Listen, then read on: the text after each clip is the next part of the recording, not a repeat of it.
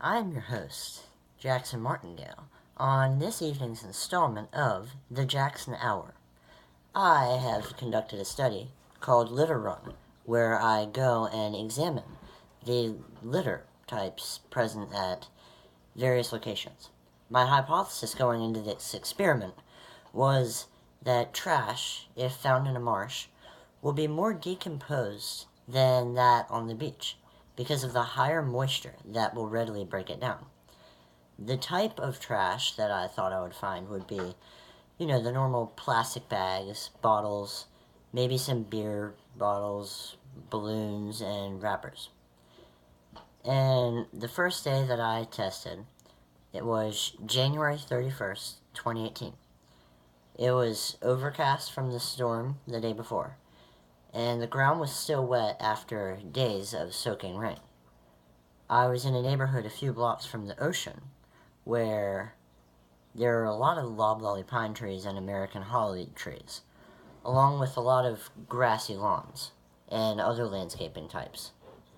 It is near the Lynnhaven River estuary that is not actually much of a river, as it empties into the Chesapeake Bay, but has no fresh water. It's all brackish. I found some cigarette butts, some plastic bags, and some plastic bottles. The second day that I collected data was February 1st, 2018. I was going for a run on the beach in the nice 60-degree weather. There was one problem. There were little plastic bags and beach toys once every few blocks, and I can't stand to run by trash. So I picked up a lot of trash, constantly zigzagging from the shore to the trash cans by the boardwalk, to the shore, to the trash cans. And so that was an interesting run. The trash there was semi-decomposed, but not very decomposed. Probably because a lot of it had been deposited there and left on the beach in the first place by people who had been spending the day there. And another day that I collected data was February 2nd. There's a marsh bordering my school's property by the track that fills with trash left by water bottles. It's sort of a little corner in the marsh, an eddy, if you will.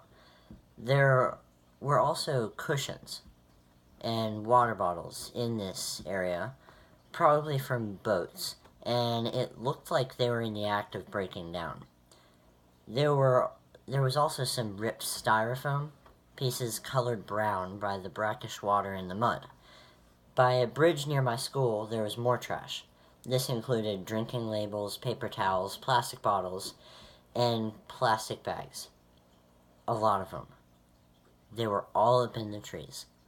I guess they're convenient for humans, but plastic bags like these, I guess they're not that convenient when you're a dying sea turtle. But anyway, there were hundreds of trash items, so I could only pick up so many. The items on the beach were not very broken down, and the items in the neighborhood were only semi-broken down, as the major forces of decomposition there were cars driving by on the pavement, and they're shielded from the soil by the pavement. But the items in the marsh, with the exception of the plastic bottles, which never break down, ever, were beginning to fall apart. The amount of plastic trash I found presents a worrying trend about my city, which has a valuable estuary habitat weaving in between all of our neighborhoods and shopping strips. And this exemplifies how, even though organizations like Lynnhaven River Now and the Chesapeake Bay Foundation have achieved progress in chemically improving the water and increasing the oyster population, there is still work to be done on the litter side. There is already some community involvement in reducing litter, but in some key areas, such as those by my school, they just seem to be left out, even though these are public areas, not restricted by private property signs. So some questions I have for possible future investigation include, How does trash in higher density suburban communities compare with trash in lower density neighborhoods? And is the number of pieces of loose trash and median house price in a neighborhood statistically significant? To test this, I would collect my data on the amount of trash in a 3-block area in many neighborhoods, then compare the median house prices with the number of pieces of trash in the neighborhood.